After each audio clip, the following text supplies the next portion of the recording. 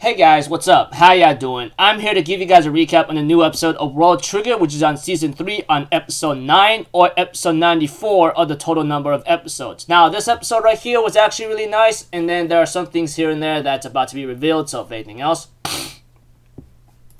let's just get this started. We have to it that Kuga, Yuma, and Osamu will later on have a meeting with Shun, you know? Shun Mito Rikawa, the one who taught Kuga Yuma how to use Grasshopper and everything else to make him better as a fighter and attacker, you know? We get to know some more information too, that we get to know about this guy named Kazuma Satomi, you know? Which I thought he was actually a pretty cool guy, and at the same time, he's actually a big fanatic of Ninomiya, and he's actually a student to Yuba of the Yuba squad, you know? And we get to know about,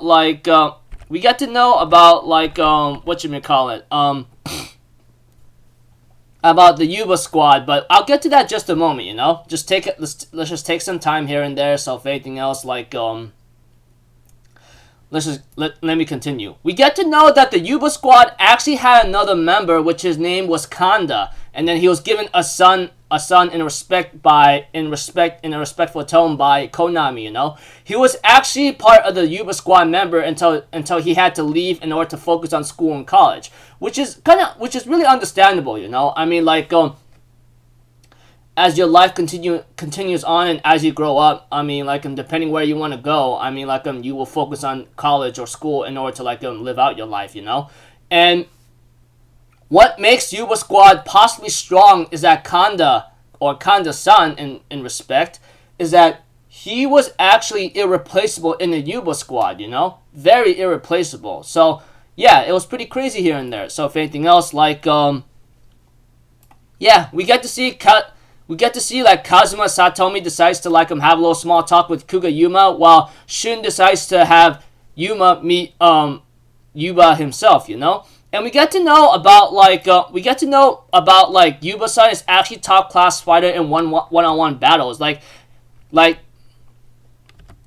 get to know that when it comes to Kazuma-san, Ninomiya-san, and Ko-san, not many don't do many solo matches, but are ranked for the winning rate, you know. But Yuba-san has actually fought a lot of thousands of tough battles to reach his high rank where he's at, you know. And we get to know more about Ninomiya as the episode continues on, you know. I mean, we have to that Osamu ask about Ninomiya, you know. And when it comes to Ninomiya, it's pretty much like saying Ninomiya is top tier when it comes to facing one-on-one. That's how dangerous and strong he is. I mean, we've seen it in World Trigger Season 1. That guy's a monster. When he's having a lot of when anyone has a big amount of Trion levels or something, or a huge amount of Trion in their body, whether it comes from luck in here and there, they're no joke or something, you know. That much is considered, and that much is to say a lot, you know. We get to know about how Ninomiya's strategy works, you know. Like, for example, when it comes to shields, he broadens the shields. When it comes to Ninomiya-san's attacks, he will broaden the shields with small shots and shatters them with big shots. And when it comes to focus shields, focus on one area, you know, big shots will come in to hit the focus shield, and small shots will come in to rain down the enemy.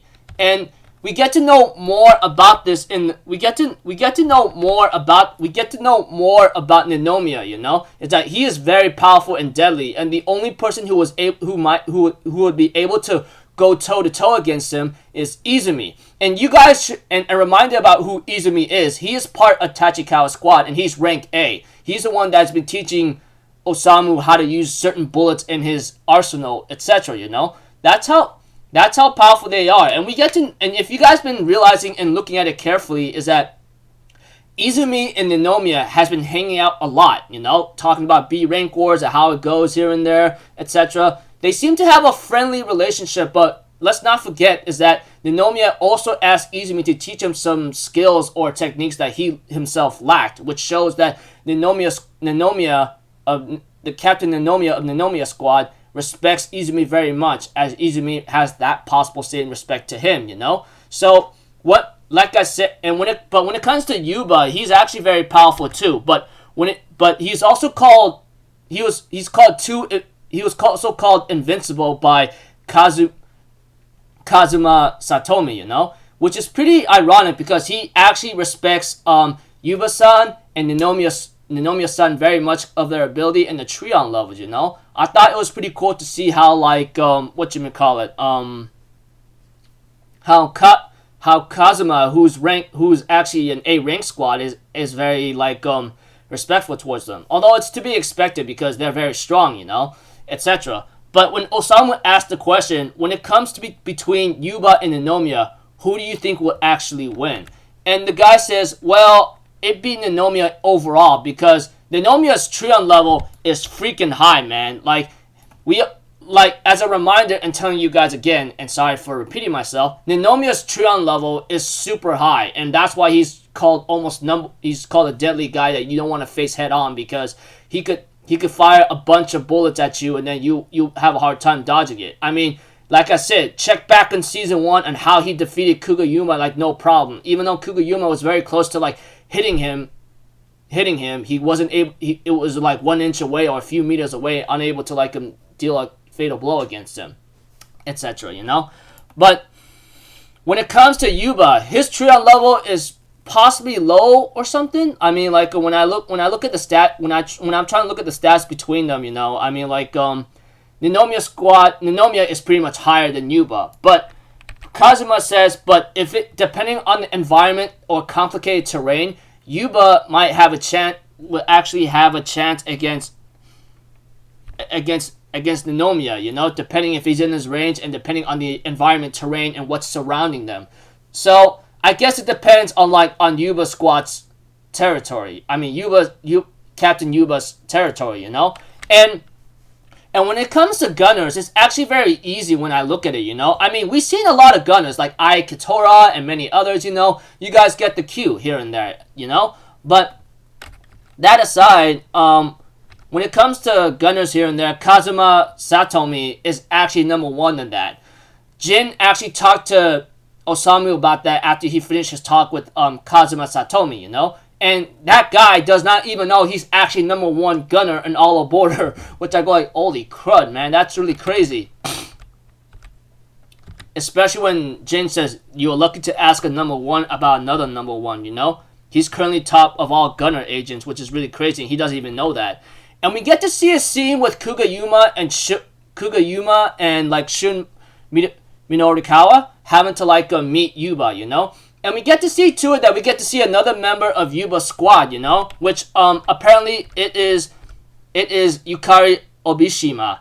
And we even see Kugayuma calling the Obishima like Shonin. And then Yuba is like, hello, are you serious right now? This one is actually a girl, which I go like, it was so funny and shocking. I was like, wow, are you damn serious? This was a funny trap. Like, I'm pretty sure anyone who's been watching or reading manga for a long time, especially for I don't know how many years you've been doing it, you'll understand that there's funny traps in between. Like, sometimes a boy is dressed as a girl or a girl is dressed like a boy. And Yukari Obishima, which is ironic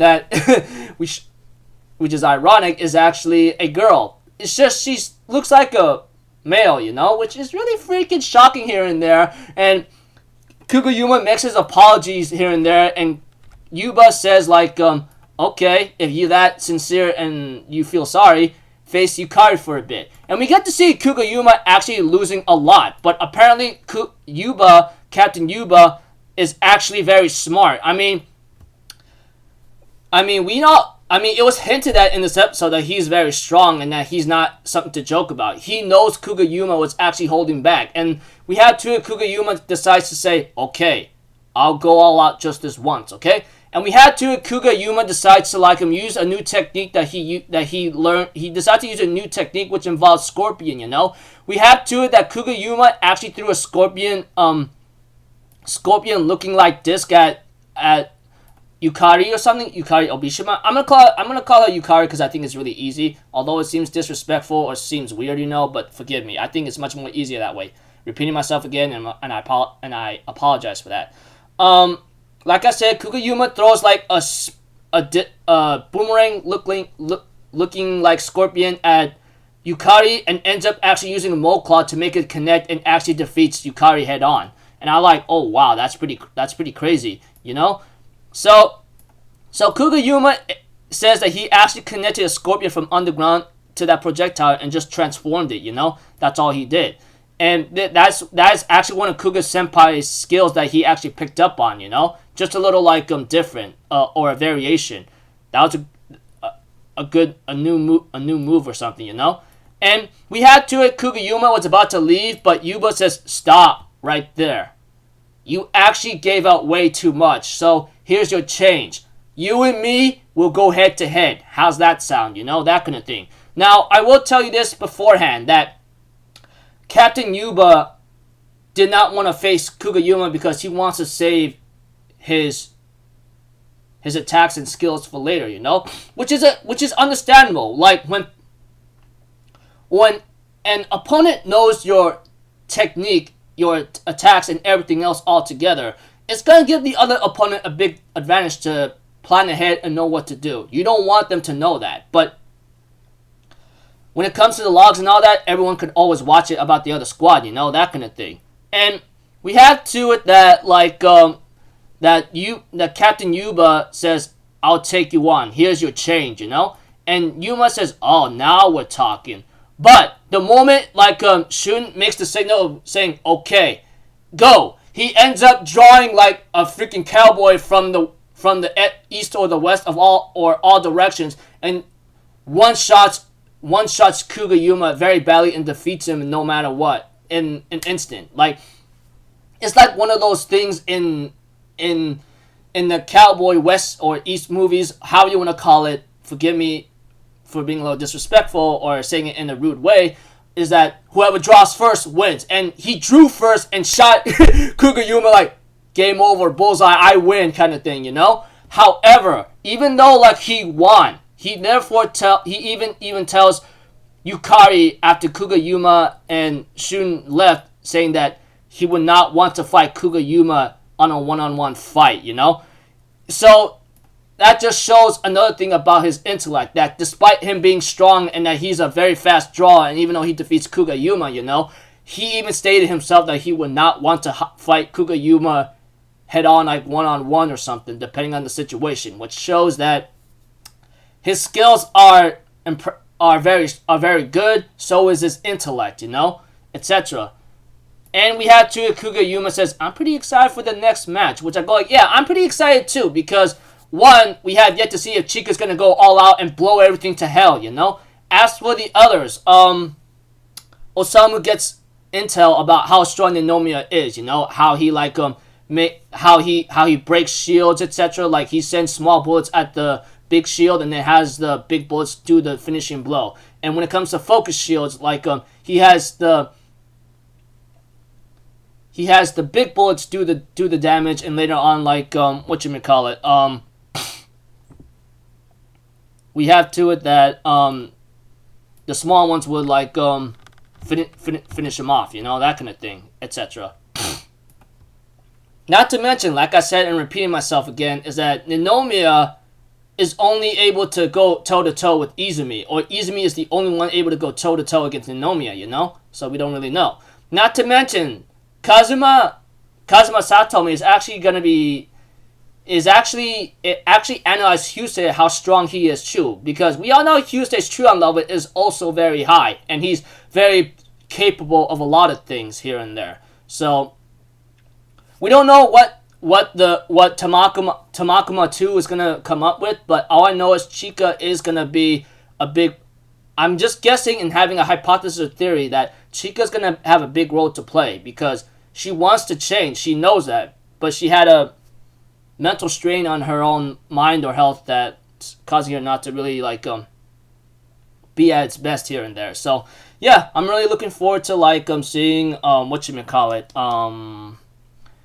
the next round, the next the next final round of B Rank Wars, because I think this one's going to be a game changer. Now, when it comes to Yuba Sqaud, it sucks that they lost a member because that guy was irreplaceable, you know, because he decides to leave and like focus on college. So, which shows that Yuba Sqaud is actually stronger than we know, you know, etc.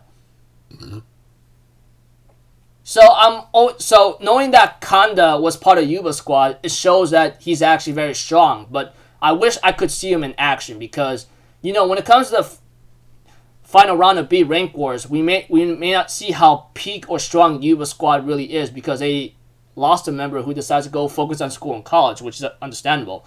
Anyways, I'm looking forward to the next round of B Rank Wars. It's going to be exciting. I just know it. Although Yuba Sqaud may not be at their peak strength or level or something, there's the captain and, of course, Yukari says otherwise, you know? And, yeah, looking forward to the next episode. So until then, people, I'll see you guys in the next video. I'm Alpha Zero. Have a good day. I'll see you guys next time, alright?